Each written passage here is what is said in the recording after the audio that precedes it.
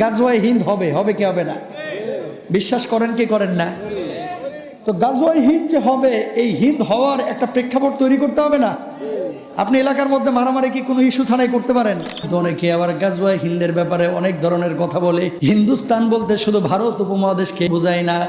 এই নরেন্দ্র মোদী যে কাজটা করতেছে আজকে, এই কাজটা কিয়ামতের একটা আলামত। এটা হবে, এটা হবে, এবং এটা তখনই রদ হবে এই হিন্দুস্তান টুকরা টুকরা হয়ে যাবে, তারপরে গাজওয়ায়ে হিন্দ হবে, সব কিছু মিটে যাবে। ঠিক কিনা বলেন? যে শাসকের আদর্শে এই হিন্দুস্তানের যুদ্ধটা হবে, মুহাদ্দিসিনরা এই শাসকের নামও বলে দিয়েছেন।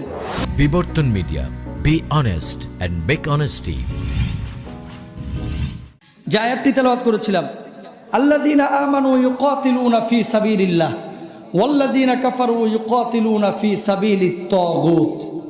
কথা ক্লিয়ার? যারা মুমিন, যারা আল্লাহর প্রতি বিশ্বাস স্থাপন করেছে, তারা